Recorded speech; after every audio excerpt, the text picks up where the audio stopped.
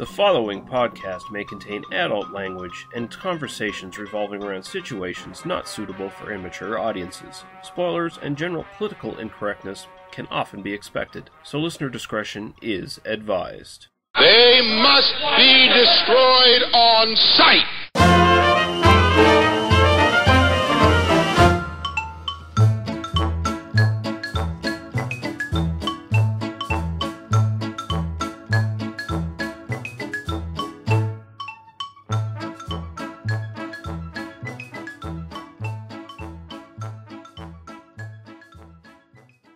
All right, we're back. They Must Be Destroyed on Sight, episode 83. I'm your host, Lee Russell. I'm joined with my co-host, Daniel Harper. How are you doing, sir?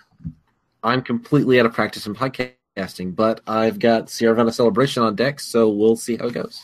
Excellent, excellent. We actually have a great deal of house cleaning to get through in this episode, surprising enough. I think we have probably had more feedback than we have had in any other episode before now, so should be fun. First off, we have James Murphy from the Pex Lives podcast.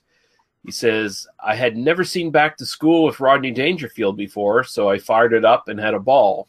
It's a film that's obviously been cut to ribbons in the editing room, and one that started with a demand from the star to not only play a loser, but in fact play the greatest man who ever lived, capable of doing absolutely anything. It's very charming to see Rodney live out his ambitions on screen, and it is a decent piece of 80s cheese. There's a story told on the Simpsons DVD commentary for the episode with Rodney as Mr. Burns' son. A couple of the writers had been called in to pitch new movie ideas for him post Caddyshack after Back to School. They worked hard for a week to get as many concepts as possible, then went off to the meeting. They met Rodney, who apparently was very nice. The meeting starts, and his agent says, first off, no fish out of water stories. And I think they just had to politely excuse themselves. He also says, I watched My Favorite Year with Peter O'Toole for the first time, a great feel-good film that I know I'll rewatch again and again. It's got that breezy tone that makes it feel like it's been part of my life since I was a kid. I'm also halfway through Crimson Peak, a movie that I'm only doing in 2 sittings because I had to make dinner. I love Del Toro in his big-budget haunted house mode. It's like that super underrated Benicio Del Toro version of The Wolfman. Interesting. First with Back to School. I don't know. Should we consider that something to look at for our sex comedy series, or should that be just something to look at outside of the sex comedy? Because I would be happy to talk about it either way, personally. Because I think we could expand the sex comedy series to 80s comedy series, basically, and kind of... Yeah, because we've kind of... A couple of the additions to the sex comedy series, we've kind of maybe skirted the lines quite a bit. But right. Either way, I think maybe getting some Rodney Dangerfield in our future would be a good thing for the podcast. So I'd love to talk about Back to School, because that is a fun... I mean, he's right. It is a fun movie that has, some issues that, but it's kind of like it's a very cool movie that I'm glad he saw, and I would like to sit down and chat about it at some point. Although I will say my favorite Rodney Dangerfield is probably him in Caddyshack. Yeah, because basically that's just get Rodney to show up and do his act. That's pretty much all he does. Caddyshack, Yeah. He just gets to be the untouchable rich guy who can tell everyone to fuck themselves. And then now I kind of want to do, if we're going to do sequels, we should do Caddyshack 2, where he gets replaced by Jackie Mason. Yeah. And boy, that was not an improvement. No. No, it definitely wasn't. That wasn't even a lateral move. We'll just leave it at that. It's more of a downward spiral, really. Right. I've never seen My Favorite Year, so are you familiar with that one? Yeah. No, not at all. So hey, James, come back on. Let's do My Favorite Year. Yeah, apparently we need to get that as well and try that out. I also haven't seen Crimson Peak from Del Toro, so and I am a Del Toro fan, but I'm still waiting for him at the Mountains of Madness. I'm still waiting for him to eventually do that. And yeah, that would be nice. It's like, fuck. People are throwing money at him for other movies. They should throw some money at him for this. So I put out a query on the Facebook page. We do have a Facebook page, by the way. They Must Be Destroyed on Sight on Facebook. Best way to get in contact with us if you hadn't heard. We haven't driven that joke into the ground during the last year. No. But I did put out there if anyone wanted to share their top 10 of any sort for 2016 with us, they could. Cameron Sullivan, who I'm going to dub now basically the MVP of our Facebook group because he's the guy who's who most responds to stuff that we put out there, other than Mike Murphy, I guess. Maybe they're neck and neck. Maybe they should fight for our love. Maybe that should Are we happen. Sure they're not the same person? I think it's possible. I don't know if they're the same person, but we really only have one fan, just stalking us from the distance. Yeah. It's a single one female situation. Oh God, no. Cameron put out his 10 best action films of 2016 for us. So he's got an interesting list here. He says London Has Fallen, which I have seen. Mm-hmm. Which is absolute trash, but it's actually kind of fun. It's not great, though. Jason Bourne, which I've also seen, which is an unnecessary movie altogether. Just go back to the Bourne trilogy, and you don't need to see this movie at all. The Purge Election Year, which I haven't seen. Suicide Squad, which I wish I hadn't seen. Have you seen Suicide Squad? Margot Robbie was good in that. I have deep problems with that movie, which, I don't know, maybe one day we'll watch it again and chat about it, because I don't even come to it as a like fan of the comics. I don't know the source material really at all. I just saw the film and went, wow, this is hugely problematic in a lot of ways, and in the ways that it's not, it's just kind of dumb.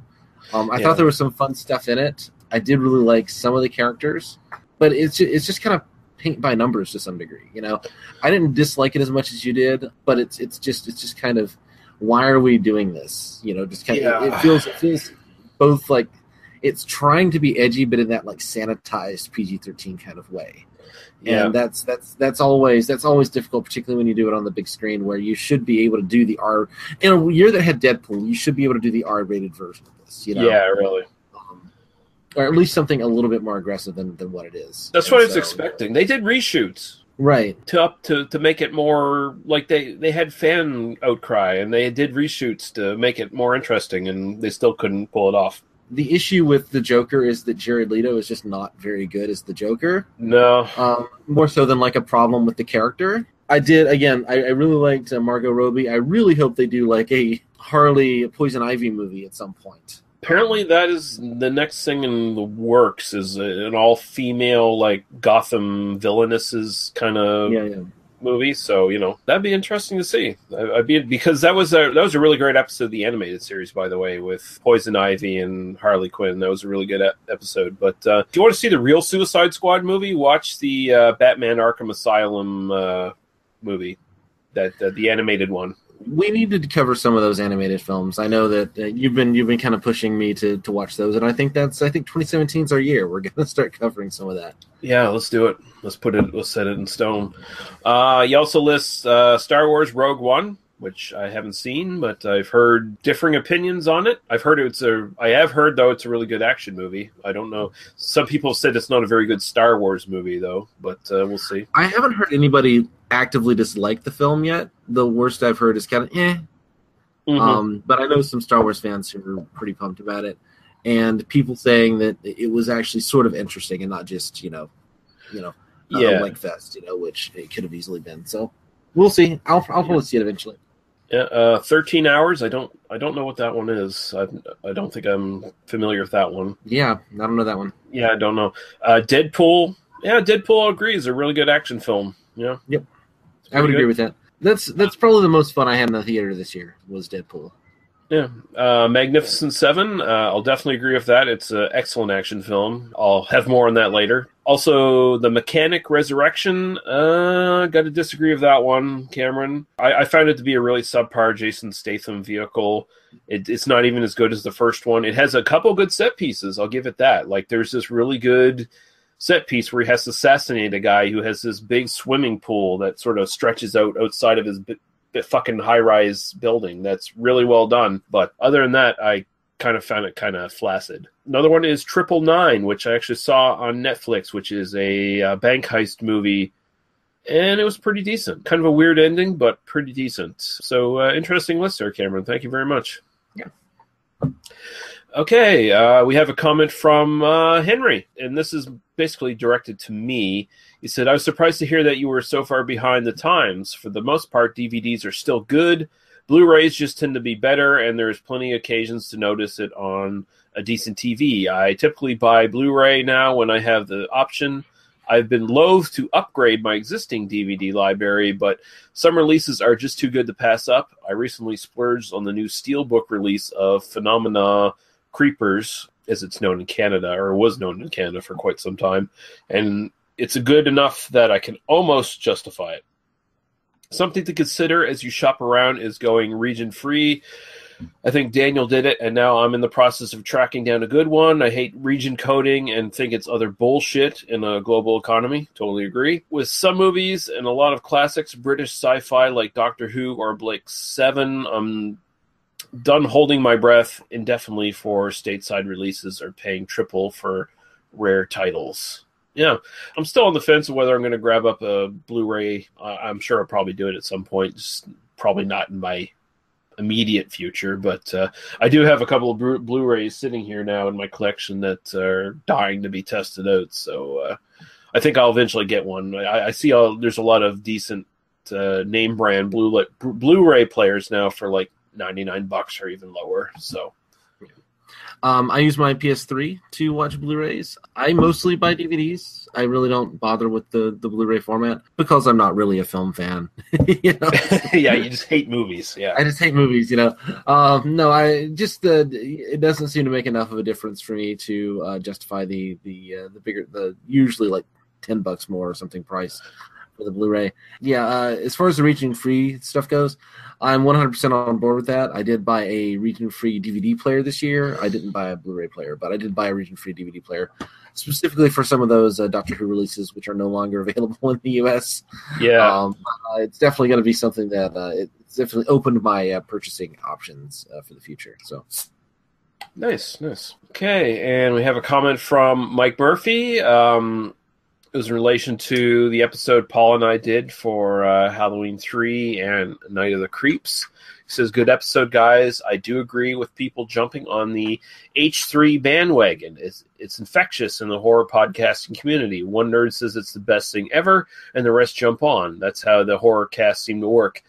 Some of them do. I mean, like I follow a lot of horror podcasts. I'm not going to sit here and say a lot of them are just jumping on the bandwagon, so to speak, because a lot of the ones I listen to, I really do respect the opinions of the people who are on them, and I think they've come to their conclusions in an earnest sort of way. But it does seem to be like some kind of a general kind of fan tidal wave for Halloween 3 in certain respects. I have no problem, people like going back and looking at movies and giving them a second look, but I do think there has been a lot of hyperbole thrown around for Halloween 3 as far as how fucking great it is. But that's just my personal opinion. I think it's a good movie. It's definitely not as bad as it was initially made out to be when it was first released. To call it like, this unearthed gem from the 80s that everyone should see, I totally disagree with that. But yeah, that's just where I sit at it. But there you go. Have you ever seen? I haven't seen Halloween 3. I've only seen the first two, and I meant to come on for that, and then just completely got busy and just didn't happen. So, mostly I had the time to record, but I didn't see any of the movies. So it wouldn't make I thought about showing up and just being like, I didn't watch anything, but I'll hang out and make fun of you guys. So, Well, we should make that an episode at some point where you just don't watch the movies and make fun of us. And I should fast forward through them. Yeah, you should be the Paul of that film. We'll make Paul actually sit down and watch a movie all the way through. And and finally, we have a comment from CB Falls. Says, as far as our Halloween 3 and Night of the Creeps review goes, he said, amazing, fantastic, honest reviews of both movies. Exclamation, exclamation, exclamation, and then question mark. So I don't know. The question mark is, why isn't Daniel here? That was the question mark. Oh, okay. I thought he was taking back his. I was almost worried he was unsure of his comments because he says amazingly fantastic, and then he almost takes it back, and I was a little disheartened there for a minute. No, I think the question mark is he had 3 exclamation points in the question mark. I think he's trying to take away half of one of those exclamations, so like 2.5 exclamation points was really where he was trying to go with that. Okay, so that's how punctuation works now. Oh, that's good. Yeah, I don't know. I'm making shit up.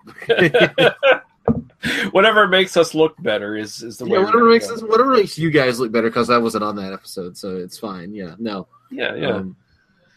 Okay. Parsing punctuation online is a hobby of mine, so Can move on to what we've watched in the last little while, and I know you have a couple things there, Daniel. So I'll throw it to you first. Sure. I actually got to see Office Christmas Party, which is the new film. It's got Jason Bateman and Olivia Munn and Jennifer Aniston and Kate McKinnon. Okay, I've heard of that. Yeah. Yeah. No. Basically. We had the place where I work, like in my department, the boss, like we had a party, like an actual party, and then I guess they had a little bit of money left over in the budget and said, "Hey, who wants to go see a movie with me?" And so, like, some of us went and saw the movie with him, which was fun. And it's a silly comedy. It's not really worth spending money for in a theater unless you're just kind of going with a big group and having fun. Jason Bateman and Olivia Munn are a couple. I mean, they kind of become a couple. I mean, it's pretty obvious they're going to fuck at the end of the movie, but which is a little awkward because he's clearly 15 years older than she is. Yeah. But yeah, no. Kate McKinnon is great in it. Jennifer Aniston is great in it. It's not going to rock your world, but it's a fun little movie, and I recommend it. Definitely worth at least a rental, or like when it shows up on Netflix or whatever. It's not terrible. It kind of delivers what it's supposed to deliver. And Courtney B. Vance, who I remember from Law & Order: Criminal Intent mostly, he has a kind of a small role as this kind of executive guy who goes completely apeshit at this party. So that's a fun watch as well. Yeah, the other things, I was going to do a little intermission episode for you, but then it's been so long since I've seen these films, I don't have anything more to say than what I'm going to say right now. So I'm just going to throw them in. I did recently, as in a couple months ago, saw a 1960s spy caper film, like a parody film called Matchless. This is from 1967. Okay. Have you seen this? No, I haven't. This is the story of a journalist who gets captured in China, who he discovers a ring that makes him turn invisible for 10 minutes, but he can only use it every 10 hours, or 5 minutes every 10 hours, something like that. You twist the ring in a certain way, and suddenly you become invisible. And it's a bunch of vignettes in which he's being chased around by people and turning invisible to get away from them. Ironically, the film never really uses it as an excuse to deliver nudity, except for in a couple of, like, a very minor kind of sequence towards the beginning. That was going to be my question. Does this person not go to every women's changing room that he possibly could to? At the very beginning, okay, first of all, there's like hella racism because he's in China at the beginning, and there's just a ton of racism going on in this film. My wife kind of showed up halfway through and went, "What the fuck is this?" So, that's one of those things where you just have to kind of go with that to some degree. There is a moment, like, towards the beginning where he kind of steps in on this Chinese girl who's taking a shower, and it's really, like, it's kind of tastefully done. There's a little bit of nudity, but nothing, really too obvious. And then later on, he kind of hangs out with this, like, spy chick, basically, the standard issue spy girl that shows up in any of these movies, who is really hot, and she does take her clothes off, but kind of behind a changing screen sort of thing, Right. So there's not really any kind of they don't really use it for that. It's really more used just as an excuse to do like the Invisible Man kind of like effects with the floating objects on strings, obviously, and then lots of nudity of our protagonist because he has to take off his clothes to be invisible, and he comes back up, and so he's like in this room with a bunch of these like Joint Chiefs and all that shit, and he's like naked behind a chair. So there's they kind of use it that way. The one big thing that might actually make you want to see it is Donald Pleasance is the kind of main bad guy, like the Bond villain in this. Yeah. So this was after his Blofeld. This is 1967, so I don't know where that falls in that range. I think that is after Blofeld. I think it is. Yeah. So it's very clear. He's kind of having a good time. He's a pretty goofy but convincing villain. This is not a great film. I found it on Rare Lust. You can go download it, at your convenience. But it was worth seeing. I was like, that was kind of fun. It was worth it. Worth the 85 minutes or whatever I put into it. If the Japanese made that movie, it would be vastly different. There'd be a lot more nudity. Oh yes, I kind of did want to see like an '80s version, with the where they kind of push like, you got to go to the beach, and there's this jewel thief going on, and San Dimas or something. You know what I mean? Well, I think they kind of made that movie. It was that movie School Spirit, except for he was a ghost instead of a spy of a ring. Oh, I haven't seen that. Maybe that's the one where he's a ghost and he's invisible and he gets to basically walk into women's dormitories and see them naked. Yeah. There's a lot of that. There was a film called The Invisible Kid in the 80s. It's got Jay Underwood, who was that's on our master list. Yeah. I kind of put it there because this is one I kind of grew up with, and there's a lot of that kind of stuff happening there. I hope we cover that in sex comedy. We will do that. Yeah, the other movie I saw that I kind of grew up with, and it showed up on Netflix, so I rewatched it, and it has some of your favorite kind of character actors in it because I believe it's one of the tax shelter films. So this is Millennium from 1990. Oh yeah. This it's got Cheryl Ladd. It's got Chris Christopherson. Yeah. This is definitely a film we need to talk about at some point because this is one of those kind of great little sci-fi movies. It's just kind of been forgotten. It's the one film that John Varley actually ever wrote. John Varley is a well-known kind of Hugo Nebula winning science fiction author. Okay. And he actually wrote he wrote a short story called Air Raid. Then he wrote this into a novel, and then eventually it became a movie. And so it's actually a lot more, it takes its premise a lot more seriously than a lot of other stuff around that kind of time period. But it's got a couple of our favorite actors from Meatballs 3 are in this. I do actually quite like that movie quite a bit. That was a movie I grew up watching. Like that was a movie like one of the movies my dad introduced me to because he was always interested in like kind of weird sci-fi and interesting stuff like that. So it was like, hey, here, watch this. It's like a time travel movie, and it's got like an interesting twist on it, and it's more thoughtful than the usual bullshit. And it was like, yeah, it actually kind of is. No, totally worth. We should definitely chat about it then because I like it as well.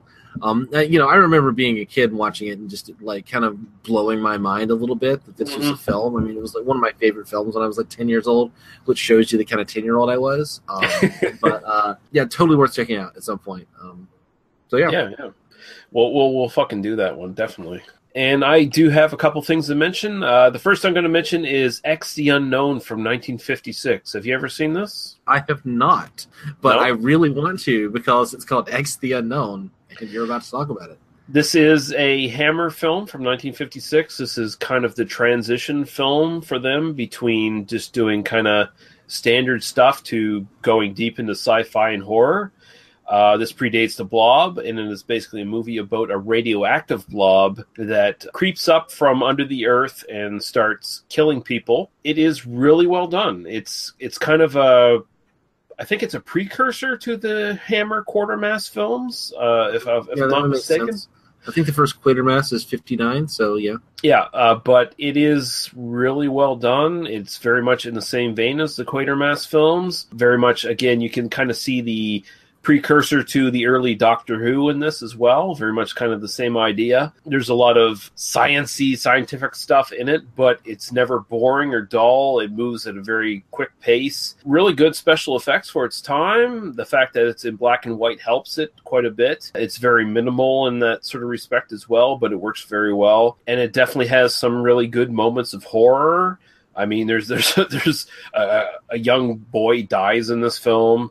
I mean, it does kind of push some boundaries for 1956 that you usually wouldn't see. And it's intelligent and well done. And there's no camp, there's no goofiness or anything like that. It's probably one of the best examples of sci-fi horror films of that decade. So very much worth watching. And it's on YouTube for free, so you can see it. And I think you'll actually get a lot of this, Daniel. This is one we either should cover for this podcast, or you might want to consider covering for Oi Spaceman at some point, as sort of a proto Doctor Who kind of story. No, I'm totally down. I mean, yeah, that sounds really interesting. Please, let's put that on the list and cover that this year, next year.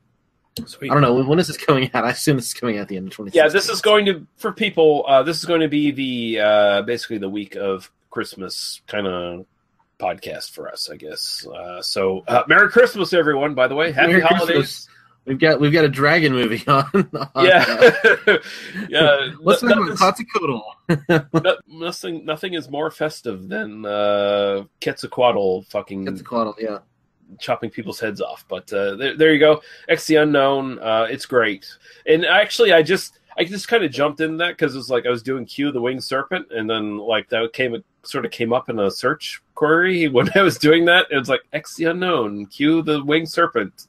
Hey, there we go. I'll check this out. And hey, it was really great. We should do a series of letter movies. V for Vendetta.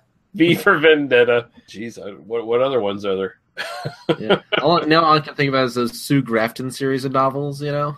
A is for Alibi, you know. Yeah. The other one I'll mention is Magnificent Seven remake of this year. Actually, very much worth your time. I was kind of, hesitant because it's like, okay, what else can they do that's going to be any better than the original Magnificent Seven or the original film that it was based on, The Seven Samurai?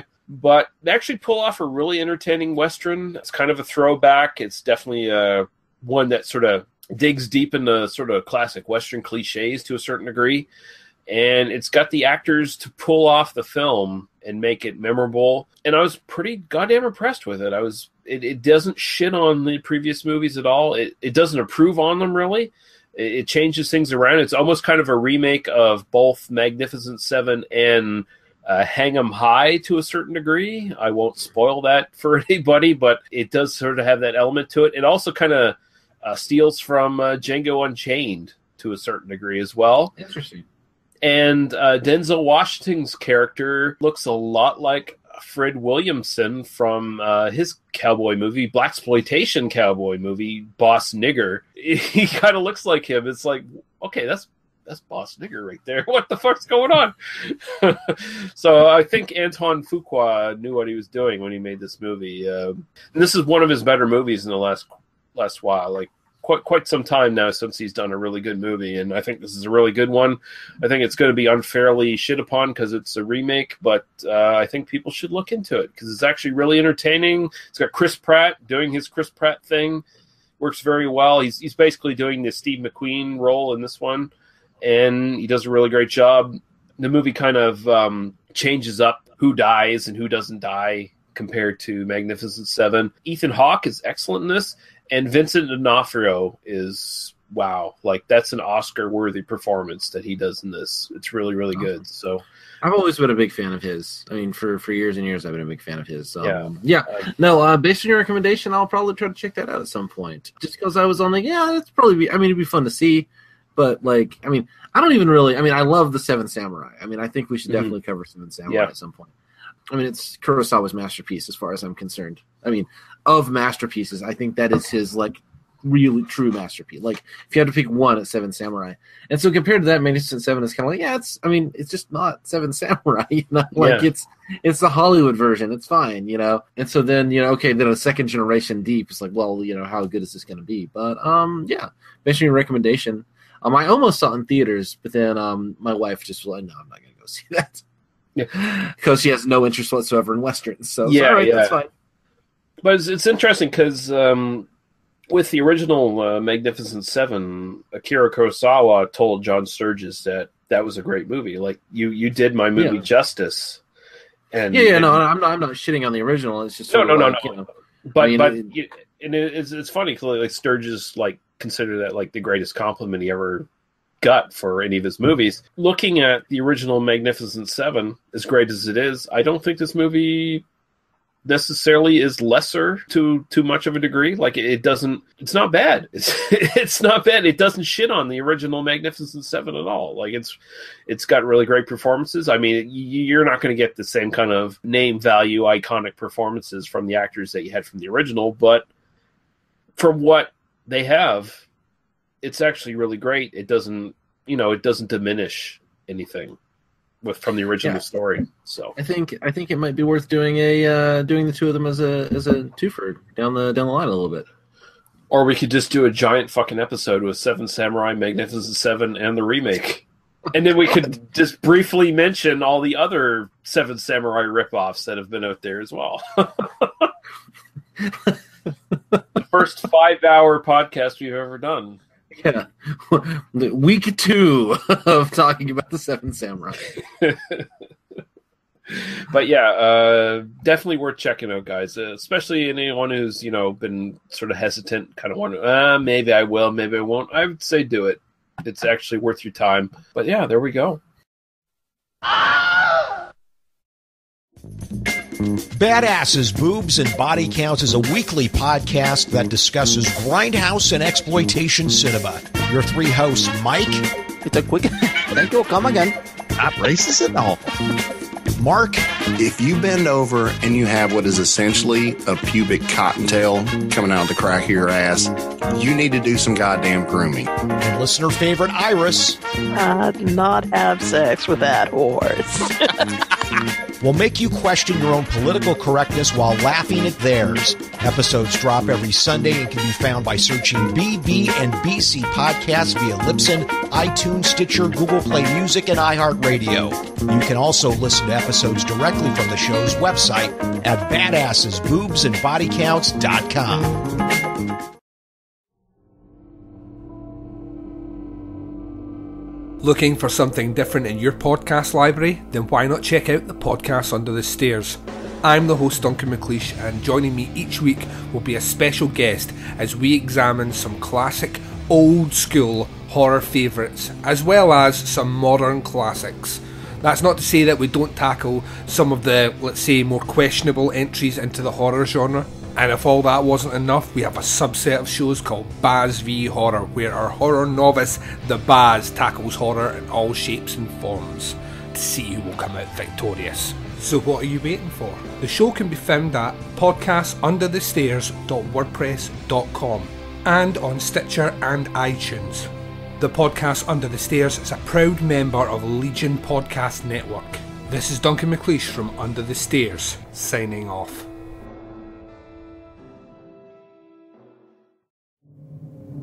Clytus, I'm bored.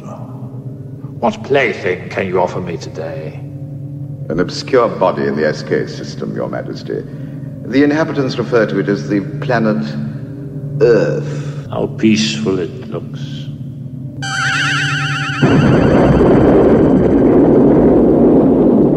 Most effective, Your Majesty. Will you destroy this Earth? Destroy it utterly. Send Rick and Danny in Wool Rocket Ajax. So, just destroy it? That's what Ming said. Don't you ever listen? Well, there's no arguing with Ming. Hail Ming. Wait! You see those transmissions on the Visua screen? Crow? Nightmare on Elm Street? Chud 2? Black Belt Jones? Nightbreed? What's a critter? Oh, I've seen those things. Flash? I guess we could wait a while before the destruction. Yeah, and watch some movies. And talk about them. The Hail Ming Power Hour. Disobedience to Ming. For now. You can find us at Legion Podcast. You can find us on Facebook. iTunes. We're on Twitter. We're on Instagram. At You know what? Just Google it for yourself. Just Google it, you bastages. Hail Ming. Breaking 2? Electric Boogaloo? Samurai Cop? Army of Darkness? Flashdance?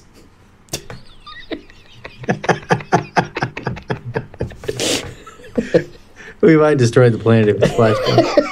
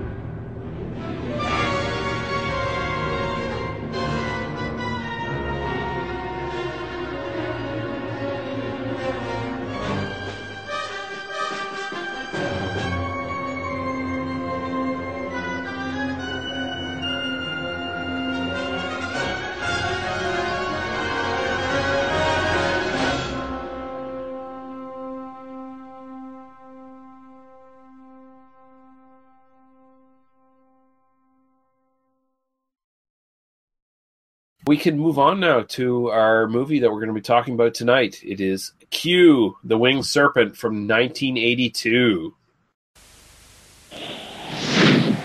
For 10 centuries it has waited to be awakened, to be worshipped again like a god, to fill the skies, to cast its shadow over the earth, to release its fury.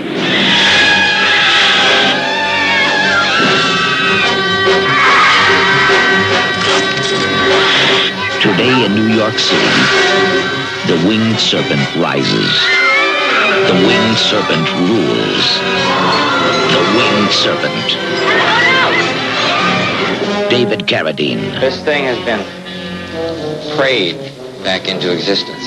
Michael Moriarty. It was big and there was something in it that looked like an egg. But it couldn't have been an egg. I mean, there aren't any eggs. I mean, there's no egg that big. Richard Roundtree. What I want to know is, how the hell does this tie in with the murders and the mutilations? Candy Clark. What are you going to do if someone dies tomorrow, or the next day, or the next day? Well, I'm not going to think about it. You know, it won't be my fault. It'll be theirs if they don't give me what I want. Money. $1 million in cash, tax-free. They are searching. Looking good. Discovering. Believing. And preparing for the battle of 1,000 years. Load tracer ammunition. Want to see the trajectory? Get those guys into the basket. Okay, everybody hold their positions. Everybody stay right where you are, all right? Don't move.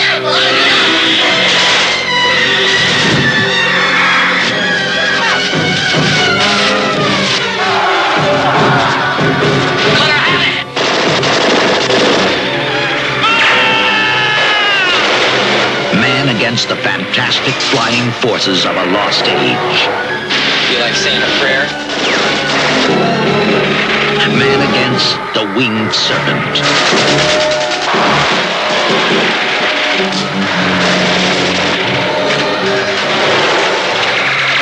Today in New York City, the Winged Serpent rules. The legend has come alive.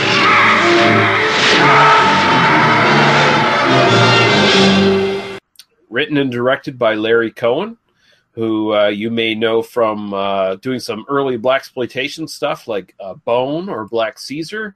And then he moved on to do a lot of interesting horror stuff in the 70s and 80s. The It's Alive trilogy and The Stuff are the most notable stuff. After this film. And it is starring Michael Moriarty as Jimmy Quinn. Of course, you might know Michael Moriarty, American-Canadian actor from Bang the Drum Slowly, Pale Rider. Did a couple other movies with Larry Cohen, including The Stuff and It's Alive 3. We have Candy Clark, who we last saw in The Big Sleep on this podcast, as Joan. David Carradine as Shepard. Richard Roundtree, Shaft himself, as Powell. James Dixon as Lieutenant Murray. Peter Hook as Detective Clifford. Ron C. as Detective Hoberman. Larkin Ford as the Curator. Larry Pine as the Professor. Eddie Jones as the Watchman. And Shelley Desai as Kahi. And do you have a synopsis of any sort, Daniel? Or? I am just going to read the one from Wikipedia because it's pretty good. Excellent. Go ahead. All right. The Aztec god Quetzalcoatl, a winged dragon-like female lizard, decides to take up residence in the Art Deco spire of the Chrysler Building, taking frequent jaunts in the midday sun to devour various hapless New Yorkers. That sentence alone was enough to make me just want to read this. The resulting bloody mess confounds Detectives Shepard and Sergeant Powell, who are already occupied with a case involving a series of bizarre ritual murders linked to a secret Aztec cult. Meanwhile, Jimmy Quinn, a cheap, paranoid crook who wishes to be a jazz pianist, takes part in a botched diamond heist that leads him to the creature's lair atop the building. This causes Quinn's attempts to settle down and turn over a new leaf from crime to be in vain, as he decides to extort from the city an enormous amount of money in exchange for directions to the creature's nest, which houses a colossal egg. The details of the location fall into Shepard's hands, and he leads a paramilitary assault on the Chrysler Building.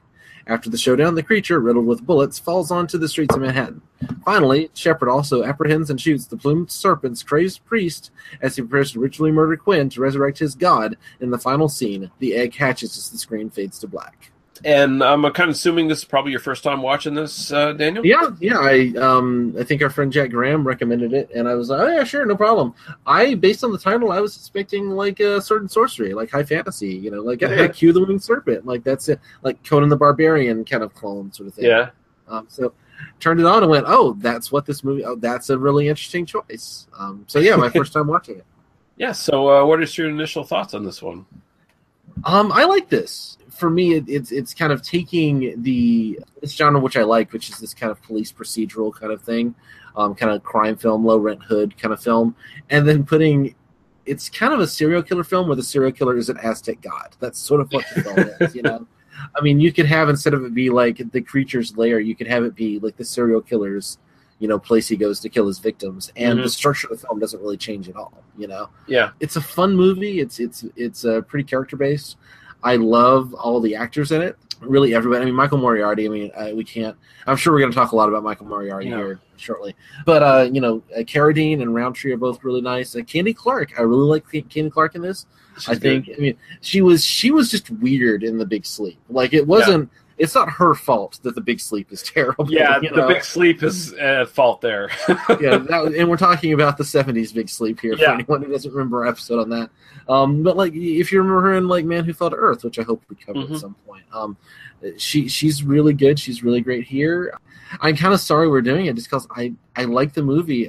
It's interesting. I think there's some kind of clever subtext kind of going on, which I'll kind of talk about, but.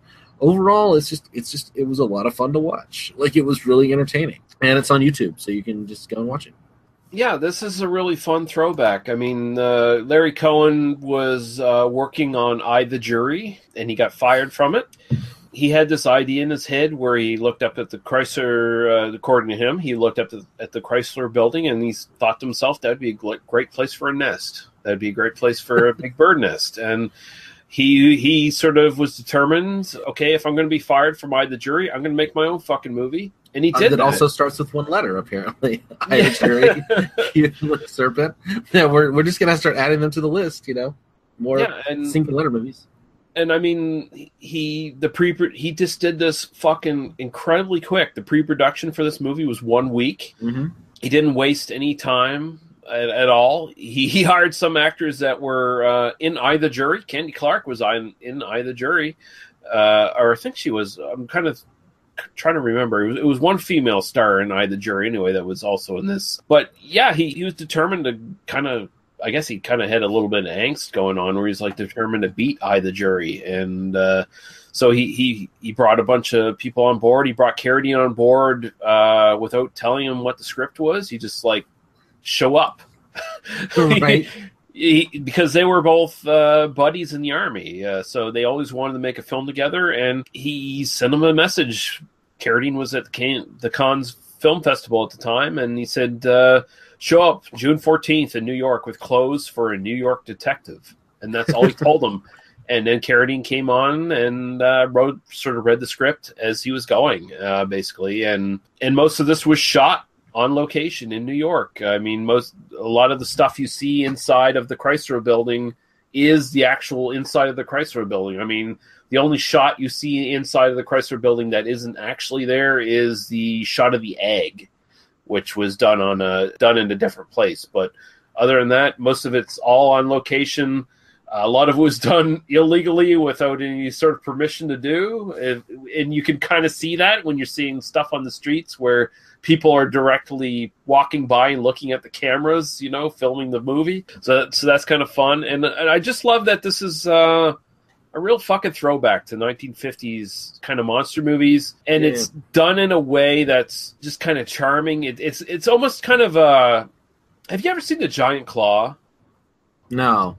Do you even know what that one is? Have you? No, I haven't seen that one, no. By the way, I think the Jury has to go on our list. I was just looking at it to see if I could figure out who was in that. Candy Clark isn't in that, but Armand Assante is, and it's based on a Mickey Spillane. So I think we also need to add that to our list, by the way. Okay, yeah, we'll put that on then. Yeah, someone from I, the Jury has come over, though, in this movie, though. I'm pretty sure. But you probably haven't seen the Giant Claw, but I'm pretty much guarantee you've probably seen the giant goofy bird that was the monster in the Giant Claw. That sounds about right. Yeah, but this is essentially an update on that classic movie to a certain degree, and it's the better version of that, because the Giant Claw was just this classic legendary abortion. Yeah. I'm looking at the I Google image search the Giant Claw, so yes, I have seen it before. I kind of love. There's a kind of, I want to say Harryhausen-esque, but it doesn't even rise quite to the level of Harryhausen. It's got kind of a B grade Harryhausen. I would argue that. I think some of the stuff really does echo Harryhausen really well, and stuff is really cheap, but it's clearly, the movie looks great.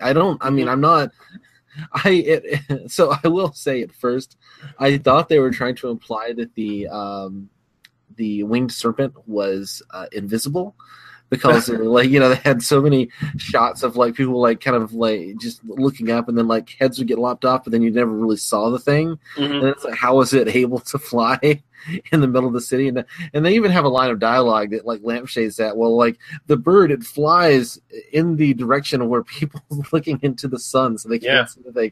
And I'm like, yeah, that's how that works, clearly. With a 360-degree panoramic view, that's how it works. It just stays behind the light at all times. Anyway, it is kind of a fun thing. And then once you're like, oh no, and then I thought only certain people could see the bird, because you get shots where people are looking at it, but then no one else would seem to react. And so it was. I really thought there was going to be some kind of psychological horror dimension that was kind of going on with this, but then it doesn't go that direction at all, which is fine. That was just kind of a fun thing. Yeah, I actually do love the effects. I love. I was expecting it. It's very sparse until you get to the very end, and then you get quite a bit of cool, basically the King Kong sequence, if we can call it that. It's a combination of King Kong and the opening of Dawn of the Dead. Yeah. The kind of paramilitary assault simultaneous with giant piece of special effects attacking a building. So that's a nice little combo. That's where the special effects sort of start to fail a little bit, where you see it's sort of the claymation people getting thrown off the building and stuff. But rear projection and stuff. So there's a lot of that kind of stuff. But for me, it's clearly, the film looks good. I really like the look of the film. I really love, some of the shots, that opening shot where it's just the dude hanging off the side of the building sort of thing, Yeah. After you kind of pan her over, and then you see the window washer, which is a really nifty little thing to do. Honestly, I'm always impressed in kind of low budget films like this when there's any attempts to do any kind of really clever cinematography, because that's not what people are showing up for. Yeah. So I was definitely impressed on that level. Here, knowing how quickly this was made, it's even more impressive, quite honestly. That fucking window washer is fucking crazy. He didn't have all he had was straps holding him on that fucking building. He didn't have anything else. That's a guy. He's not. Here's my philosophy here. He's not really a window watcher. He's just a pervert. Well, yeah. Although he's just a guy although actually he was a real window washer for that building. Oh, nice. He was just basically cast because he was a window washer. And when you think about it, could you actually pay an actor willing to actually get outside on that building with those two straps and hold him with nothing else supporting him? I don't think it was going to happen. not without a. Maybe a stunt guy would do it, but that's I wouldn't. Hell no. But fun movie. Talking about, I think David Carradine gives a really understated kind of performance. Yep. We kind of think of him as Kane from Kung Fu. We just kind of think of him as that guy, right? I really buy him here as this police detective. I buy him as this guy who's kind of a working class schlub to a certain degree, which is fun. You don't get the sense that he's kind of new to this. He doesn't come in with this all this knowledge or anything. You don't get that like some mystical thing that he just like, oh yeah, of course this is what this is. He's just he basically just goes to the library and it's like, yeah, I'm going to borrow these books for a while. I mean, it does. I mean, again, it kind of reminds me a little bit of like something like Seven, where Brad Pitt is like, trying to cram these books into his head because Morgan Freeman is off kind of being brilliant Morgan Freeman. I mean, this is kind of the anti-Seven in a way. Because it really is just like, okay, we're going to get the exposition, the plot dump, and then just kind of move on with the investigation. But yeah, he's a little incredulous about the whole thing, but he's willing to learn. He's a detective with an open mind, and when he finally becomes convinced that yes, this giant Aztec serpent has been incarnated into our reality through mystical rituals and stuff, I need to write a report on this. And he presents a report to his captain or whatever, and his captain's like, we need to sweep this under the rug. He's like really pissed off about it. Like, he's really beside himself. Holy fuck, you're really gonna sweep this under the rug? And it's like, yeah, we're gonna sweep this under the rug because goddamn, we're gonna tell everyone there's a giant serpent in town eating people. Although, kind of defeats the purpose at the end where they finally kill the thing and the thing just drops into the streets. And it's like, well, everyone's going to know then. Well, there was a giant serpent, but thankfully we killed it. So it's fine. Well, that's all taken care of then. I really do love the special effects here. Like Randall William Cook, who's still alive today, actually got Oscars for Lord of the Rings. He did the Lord of the Rings films, so he's still around. And David Allen, who unfortunately died in the 90s, but I honestly think these really hold up to sort of Harryhausen standards. I think the only I wasn't trying to diminish the no. I know. I'm just saying, like, I think one of the things to mention here is that we're really at the end of sort of stop motion effects at this point. Like, we're really at the transition point. Like, it's the same thing where we're talking about sort of practical effects with like Terminator 2 and RoboCop 2 when we were talking about that. We're sort of at that same period here with these films. And I mean, you look at Harryhausen's stuff for Clash of the Titans, which was around the same time within the couple years span. You kind of see where the sort of the colorization and film quality kind of hurts some of these effects to a certain degree. Yeah. And I mean, this is a film I would not want to see on Blu-ray because I'm kind of really afraid of how bad it might actually look. I think they still look great, and I think the film does a really good job of selling you on the idea. So when you do get to the point where you actually see the special effects, you buy into them anyway. I mean, for me personally, I did. Yeah. No, I'm in no way. I mean, when I say not quite to Harryhausen, I'm thinking like the really great Harryhausen stuff. From the 50s. Those old Technicolor films where it doesn't quite have the like personality that Harryhausen seemed to be able to throw into this stuff. I think technically it looks great, and there is that kind of throwback quality. And you're right, it is at the very end of that era. Because even a couple years later, they do everything with animatronics. I mean, can you imagine this with like an animatronic dragon? So I keep calling it a dragon, but whatever. It's basically a fucking dragon, right? Yeah. I mean, imagine this film with like animatronics. Imagine like post Jurassic Park. Yeah. The thing that I really appreciate about this film is just the structure of it. It's just the idea that we're literally just doing like a cop drama with this like crazy premise in the middle, and it kind of made me think of The Golden Child. The Eddie Murphy comedy. Yeah. It's got a little bit of that, but without the comedy, where it takes its, like, once you accept the premise, the film takes it completely seriously. There's never a moment where they're, like, winking at the camera with this. And that was sort of a Larry Cohen kind of thing, too. He's pretty well known for kind of, like, injecting police procedurals into, like, sort of horror movies and bizarre movies. Like, he wrote Maniac Cop. And he we should cover that at some point. That's the one we never covered. No, never did it. This is really well done. I think it's kind of overlooked, I guess. And I really love it. It's one, I watched it 3 times this week. I watched it once for the podcast and just watched it again and again just for the fuck of it because I like it so much. Yeah, if there's one thing, the version that I watched on YouTube, this is really one where I think the sound mix of the version I saw on YouTube was just really bad. So I had a hard time following some of the dialogue. and I didn't have subtitles, obviously, so that's one thing that kind of detracts from my experience of the film a little bit, is that I wasn't quite 100% sure exactly what's going on during some of the sequences, just because the dialogue was a little muddled. I would like to, I guess we'll get to this. If there's a decent DVD release, this might be one I'd buy and like really revisit, because I did quite enjoy the film. I mean, it's one of the most fun things I've watched in a while, quite honestly. Just on the pure cinema spectacle of it. It's almost got the 70s gritty crime drama. It's almost got like a Friends of Eddie Coyle quality to it. Yeah, really, yeah. With Michael Moriarty's character, which I think we might want to get to that here pretty soon. You know? Yeah, let's talk about him, because Michael Moriarty is kind of an interesting guy. When you look at his early roles, he's kind of like on track to be like the other James Woods almost, to a certain degree. Like, he's got sort of that same quality to him. He's a guy whose career has kind of been stymied a bit by alcoholism. A bit, yeah. No, he was apparently a really. I know him mostly just to say. I know him mostly from Law and Order, right? 4 seasons of Law and Order, right? Yeah.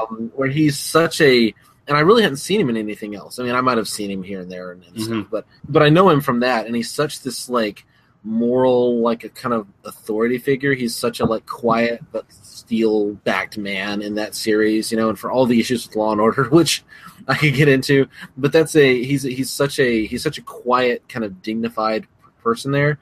And then seeing him as this kind of whining street guy, you know, was this really interesting experience for me, just on that level, and kind of realizing how good he is. But it's kind of very well known, particularly within the Law and Order kind of fan community, that basically Michael Moriarty was a terrifying drunk for like a decade, and that a lot of why his career just kind of like petered out was just that, you know. Yeah, but which is unfortunate, because he's great. He's amazing in this. He is. This performance is fucking spectacular. It's just this really incredibly eccentric method performance. I mean, he is a jazz musician himself, and it almost feels like this character is jazz music to a certain degree, because he's just so erratic and paranoid and weird and jumps from here to there. And it's kind of interesting. Like, he's supposed to be the sort of the character you kind of should have empathy for, but he's kind of he's a fucking scumbag. Like, he's a real scumbag. He's a piece of shit, basically. Yeah. I mean, he's kind of emotionally abusive to his girlfriend. Yeah. Or is that? I think it's his girlfriend, right? You know, he's kind of that guy. He's also just this. He ends up basically building this scheme, so he's gonna like take all the money that he can get off of this creature. Well, he's mentally unwell. Like he has some sort of problem. Like, well, you're kind of originally, I think, we're supposed to kind of feel sorry for him, and it kind of, I mean, there's a character drama. I mean, you could imagine again a Friends of Eddie Coyle kind of movie just about this character. You could basically follow this guy around as without the crazy monster movie. Yeah, that's exactly. You know? I was thinking there's this crime drama here somewhere without the monster flying around biting people's heads off. Well, there's the character drama, which is this guy. I mean, you can almost see him as like a Fingers character, right? You know, you can almost see him as kind of that kind of guy. And then there's the kind of standard issue kind of cop movie, Richard Roundtree and Carradine, who I can only imagine. Like, I want to see like 60 movies with these two guys as just cop movies with them like chasing down tough guys, which would be so much fun. So there's that movie, and then the Winged Serpent thing, which just comes out of like sword and sorcery high fantasy. So it is this like really interesting mix of all three, and yet it kind of works. So it's kind of amazing that they literally this was just thrown together really quickly, because it. Finding ways of like matching all this tone together, you can imagine this going really, really terribly. But there's a weird amalgam that's kind of happening here. There's this real alchemy is the word I'm looking for, where the film just works. Regardless when it shouldn't. Everybody fucking throws into this. Like, they take it serious. They throw into it. They're kind of determined to make like a 50s throwback film that was serious without the goofiness. Like, you look back at a lot of these 50s monster movies and stuff, like, generally most of the characters play it straight anyway. Right. But there's always something fucking goofy. I mean, you go back to The Giant Claw. that movie, everyone in the fucking film plays it straight, but The Giant Claw is just so fucking incredibly goofy. Like, it looks like a Warner Brothers cartoon that it ruins the entire movie, and you can't do it. But here, fucking Q looks menacing enough, believable enough, and the way Cohen shoots it and just sort of doles out Q in small doses until you finally see the entire Winged Serpent. It just works really well. He builds it up, and it pays off at the end. And it's really well done. And I just love that he manages to mesh these two films together, these two genres, the police procedural and monster movie, and they work really well together. So it's it's almost like it goes. This is definitely underseen. I'd never heard of it, and really, this is worth your time. And I mean, a movie called Q, the Winged Serpent does not sound like. I mean, that kind of sounds awful, right? Like it sounds like this, like kind of like if it's fun because it's like it's kind of cheesy and dumb. But I got involved. Like I was listening and watching it. Like this is actually like a compelling little movie. Yeah. It's not the greatest movie I've ever seen, but it was a hell of a lot of fun. And go check it out. It's awesome. Yeah. Box office for this was $4.5 million on a budget of $1.2 million. And the funny thing here is that Larry Cohen actually beat the jury that he got fired off of, because they in the first week they tripled the jury's $1.5 million box office. So good for you, Larry Cohen. You told him to basically stuck it to him. DVD Blu-ray release for this. I own the Blue Underground. It was the standard DVD release, and then Shout Factory came back in 2013 with DVD and Blu-ray discs for this. So if you want to check that out, there's definitely different ways to get it. And of course, like we said, free on YouTube. Yeah, I think we both sort of give a recommendation for this one. This is one to check out if you haven't seen it. If nothing else, for Moriarty's performance, it's a truly phenomenal performance, and highly recommended. It's a great little movie. It's a ton of fun. Really interesting. Go into it and enjoy. And what else do you want from a movie called Q, the Winged Serpent? Like, really, this is not like Oscar baiting. This is not going to change your life. I mean, the one thing you could kind of like say is like it's kind of about this like buried, America built on this kind of like Native American burial ground kind of concept. Mm-hmm. So like the city is basically like the serpent is kind of rising to like eat us because we're we've done horrible things to the indigenous people and all that sort of thing. But the movie doesn't really do anything with that. It's just kind of buried with it. I mean, it's almost like built into the basic premise of the film is that sort of thing, Yeah, and I will say, people, if you watch this, you're going to laugh too, because there's some really good jokes in this too. Like, there's a sort of offhand joke about the best food in New York. Why wouldn't this god come here and start eating people? Because we're known for our great food. We're known for our great food. Should eat people's heads. There we go. Although it is kind of like, I feel like, what does the serpent eat? Because you kind of see it like chomp on people and then heads roll around. But I always kind of thought, is it trying to like bite the heads off? And like, is it really feeding or is it just like killing people? I think this is kind of killing people because it's kind of hinted that this is sort of a physical manifestation of a god that's probably like outside of our universe to some degree. Mm-hmm. Like I don't know if they put this much thought into it, but I just kind of immediately, being kind of a Lovecraft nerd, I kind of think of, okay, this is some sort of entity that's outside our universe that manifests in this way in our world. And whatever the Aztec priest going around killing all these like museum curators and stuff willingly, by the way, all these curators just sort of give themselves up to Q as a sacrifice. Right. It gets skinned, which again, great effects, by the way. But like that was like I kept thinking of like Giallo almost in terms of like some of the skinning effects. Yeah. But I just kind of felt like it was kind of hinted that this creature is a sort of a physical manifestation of that god, and that god still goes on in whatever plane of existence it actually exists in, Yeah. It's just kind of, when it comes into our reality, it's bound by the laws of our reality. So that's why David Carradine and his hapless fucking friends can machine gun the fuck out of it. I mean, there is that. I was thinking about Doctor Who because there's an episode called Kill the Moon from 2 years ago, and where the moon is a giant dragon egg. Sorry, spoilers for Doctor Who there. And it's the stupidest premise ever, and I there are justifications for that, but basically, you know, where the whole thing is like this whole argument, like it's supposed to be this like trolley problem of like, well, if we don't destroy the thing, then, you know, it's gonna kill us all. But like then it's like this unique form of life, and none of that happens in this film. This is just like, oh, there's an egg, kill it. Like, yeah, I mean, when David Carradine is literally just machine gunning the egg, you know, like, oh yeah, well, sure, it's this magical creature, just kill it, it's done. You know, there's no debate about it. So that was definitely kind of a fun moment because I'm like, oh yes, this is how people, whether they should or not is a question, but like this is how people would actually behave. Oh fuck it, it's dead. You know, I do have to question though, why would anybody set themselves out on a platform outside of the Chrysler Building to shoot at this thing? Why would they not all be in the Chrysler Building shooting out of windows where they were least likely to be snatched up by the fucking Winged Serpent and then drop to their fucking deaths?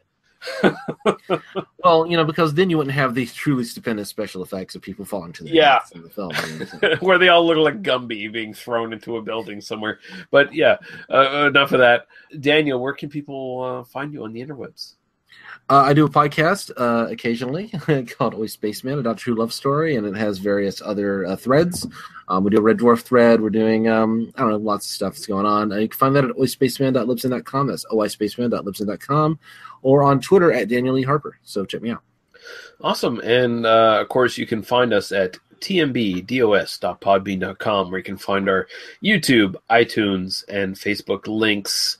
And go to our Facebook group, join up, give us questions, comments, suggestions, all that good stuff. If you go to iTunes, give us a 5-star rating and a review. I'm going to change around the different region codes and see if we get any more reviews. We have one from Mike Murphy.